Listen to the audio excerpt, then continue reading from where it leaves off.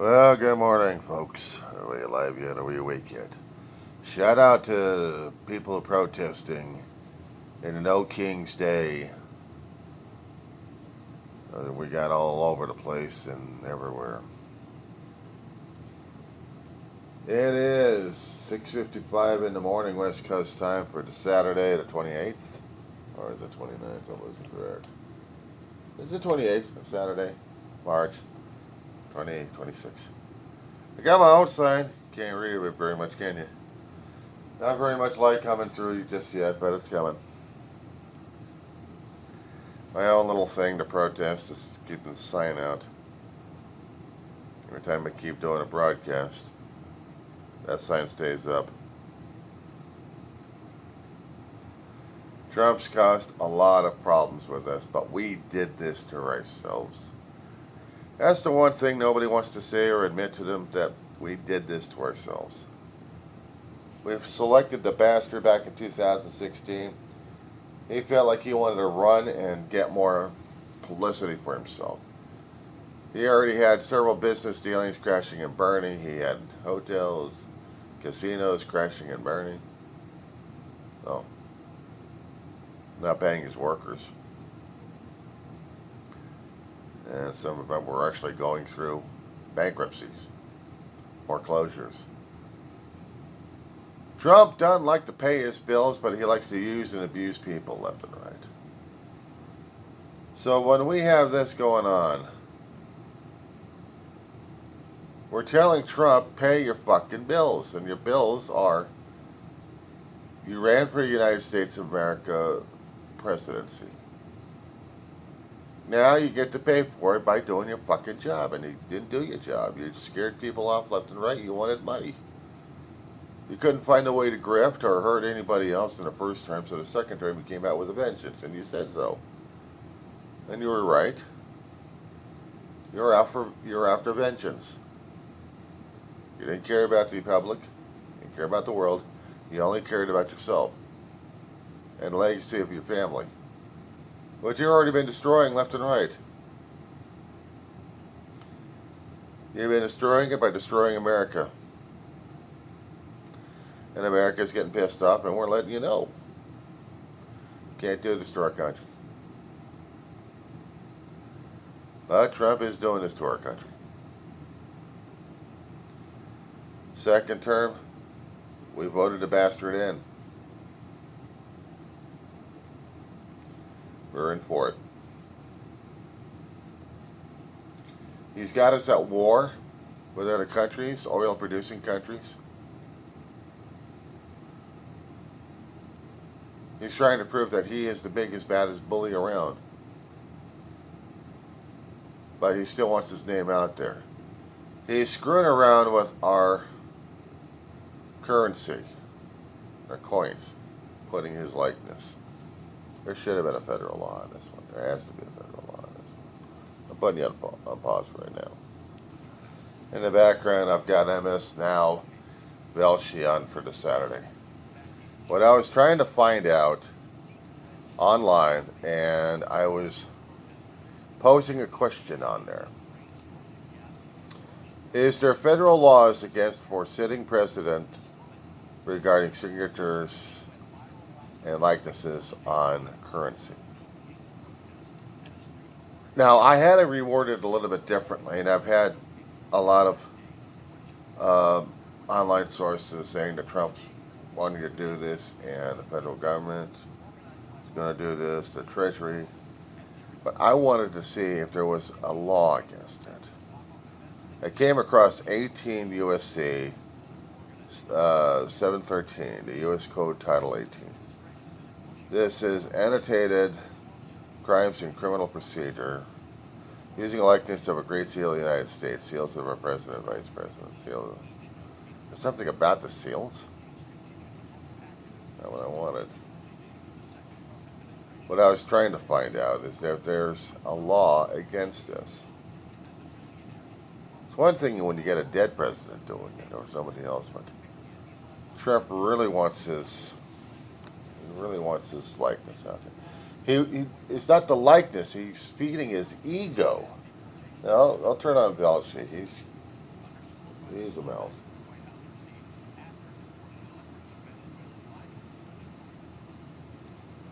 Without due process and in apparent defiance of a court order. It all led up to the nationwide hands-off rally in April, a precursor to the No Kings protests, which proved that the public was highly motivated to fight back against the rising oligarchy, but it didn't stop there. Americans continued to voice their frustrations at packed town halls across the country. Some even confronted Republican lawmakers directly for lacking the backbone to stand up to Trump and his disastrous policies. When are you going to live up to your oath, defend the Constitution, and reclaim the powers that the voters of this district have reserved for you? We would like to know what you, as the people, the Congress, who are supposed to rein in this dictator, what are you going to do about it? These people have been sentenced to life imprisonment in a foreign country with no due process.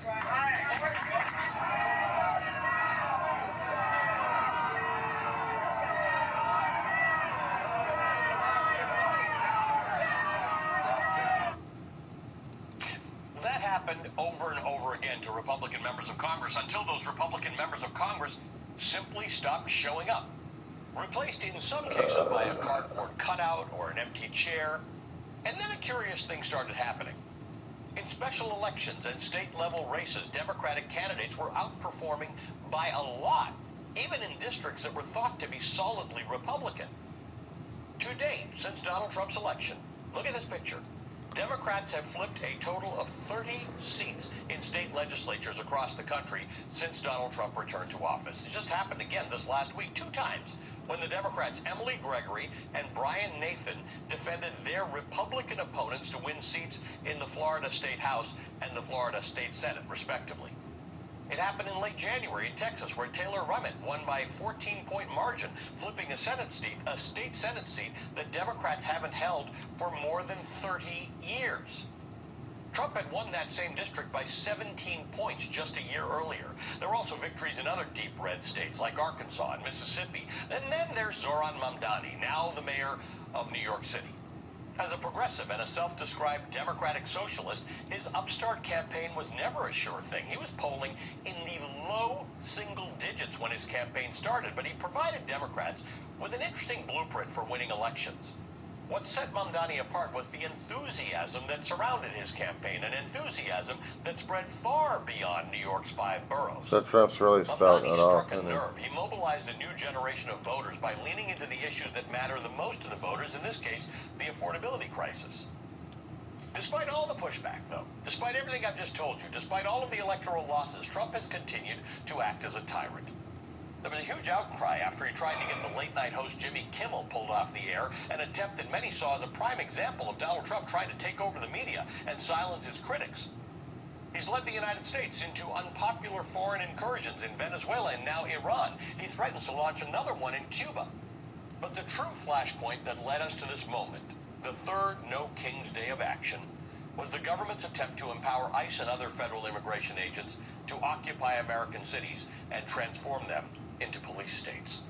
They enforced a brutal and violent crackdown that violated the rights of immigrants and citizens alike. They chased people down the streets. They snatched people out of their cars. They burst through people's homes without permission or proper warrants. They terrorized communities, particularly communities of color, especially in Minnesota, a Democratic-led state that became Donald Trump's #1 target. And that's where federal agents shot and killed Renee Good and Alex Preddy. Renee Good and Alex Preddy were Americans, born here, living here, killed here by agents of their own government while peacefully standing up for their neighbors. Right now, and over the next few hours, millions, maybe 10 million people, neighbors, citizens, and immigrants alike, even foreigners, will walk out their front doors because they understand what is at stake when a government decides that some of its own citizens are the enemy. They are walking for Renee. They are walking for Alex. Forget they, you. You are walking for the idea of a more perfect nation. You are walking to end this war. You are walking to protect women. You are walking to save the planet from natural and unnatural perils. You are walking to prove that no president and no king gets to decide who counts in America. Joining me now is Ezra Levin. He's the co-executive director of Indivisible, which is one of the organizers for No King's Day. Ezra, good morning. Thank you for taking time out this morning. I know you're busy. I talked to Leah last night. I can't imagine either of you have gotten any sleep. I think you and I are having a conversation in a moment of unfolding history. Yes, that's right. Look, 250 years ago, this country was founded on the rejection of an authoritarian who's trying to trample on Americans' rights. This country was built on the idea that we don't do kings here, that this is a constitutional republic and that there is rule of law. But the country wasn't founded by some act of God above. It was founded by people coming together to demand and then protect their rights. And what an incredible honor and a privilege it is to be an American patriot right now in the year 2026, showing up nonviolently, insistently, joyfully, boisterously to defend this democracy that we cherish. As you said, millions upon millions of Americans and sympathizers around the world. Allie, we are on 7 continents today with No King's protests. Millions, even in Antarctica, even the penguins are protesting. They didn't like the tariffs.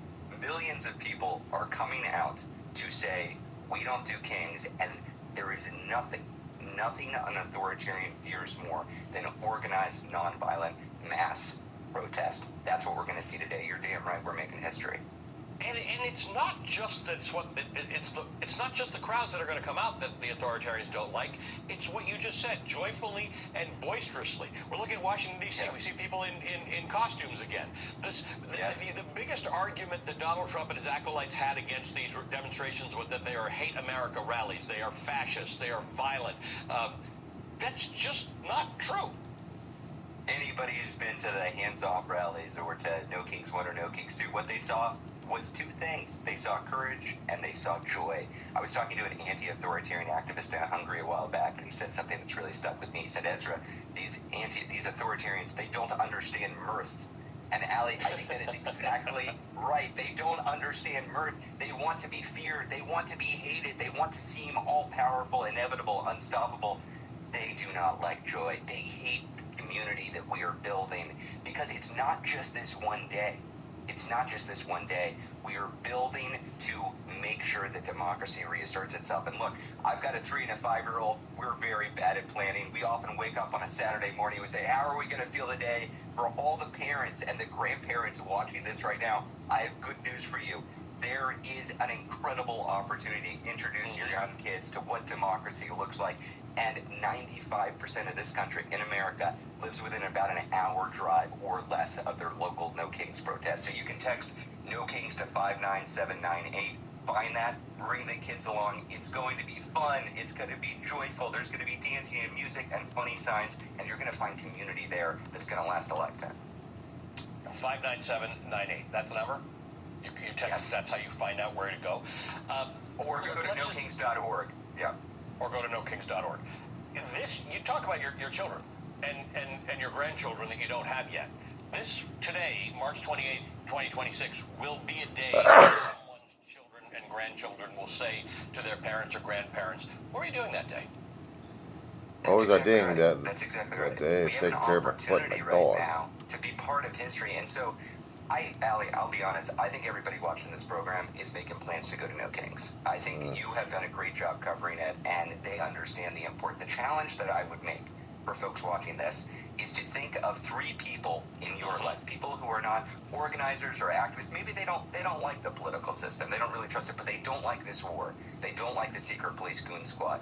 What I would challenge you to do is reach out to those people, give them a call, send them a text, and give them a gift. You're not asking them to do something that they don't want to do. You're giving them a gift of an invitation to hang out with you today, to experience the joy and community and the power at these protests. I think you're going to hook them into this, and we're going to build a historic movement that lasts us well beyond the midterms. And you know well that I've told folks who are watching this show, I like them to watch, but some days I'm okay if they don't watch because they've got something more important to do. Ezra, we'll talk afterwards, but thank you for this. Ezra Levin is the co-executive director of Indivisible.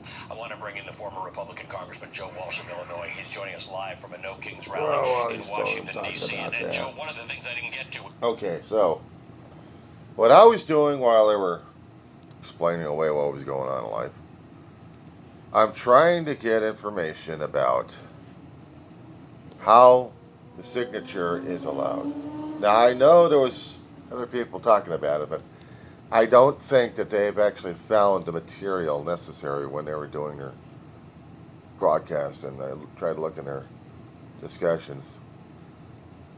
Back in 2020, or actually back in 2019, when Trump was in office, he still wanted the idea of his likeness being on a coin. He thought he was going to get another term. In 2020, it didn't happen. But he did sign a law in where it gave him authority to put his signature out there in currency and to get his likeness. And it became a public law.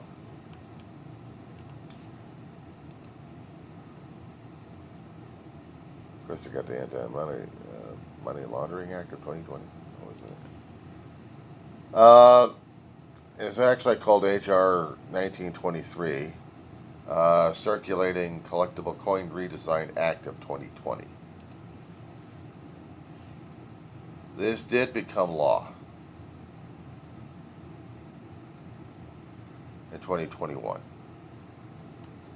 I'm getting the relevant material, so I can just post it into one into mine, and everybody else pick off this thing like a vulture. There are U.S. codes out there saying that the use of likeness of the Great Seal of the United States, seals of the President and Vice President, the seal of the United States Senate, the House of Representatives, and the seal of Congress, they got crimes and criminal procedures that you can't use them for whatever reason. And there are laws on that one.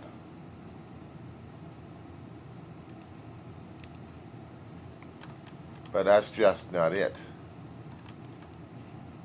This was signed in by Trump. Became public law on January 13th, 2021, when Trump signed it.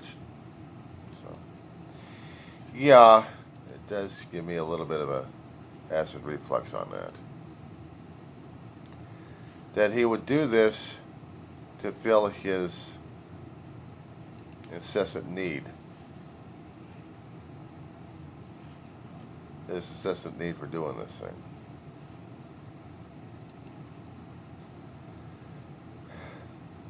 And it's depressing as hell.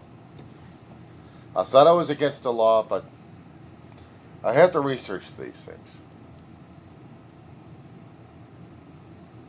This is a way of feeding his ego. And he's feeding it. And we, unfortunately, are feeding it to him. He wants our absolute devoutness. He wants our worship. I'm just going to tell him to go fuck himself.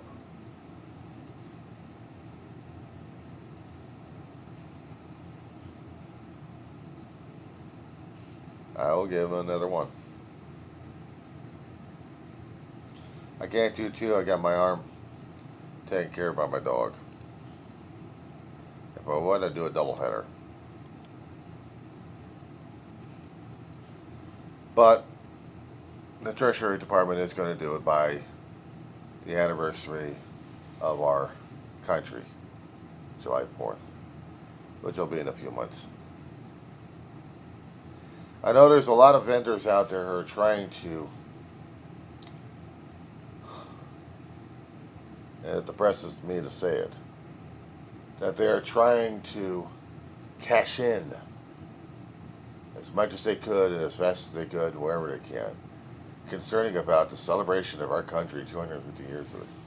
I am not celebrating my country in that form or fashion. If we had another No King's Day on that day, I'd also protest.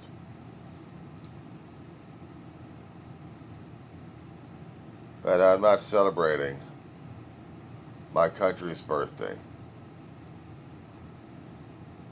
because we have a fascist who wants everything, and he takes everything from us.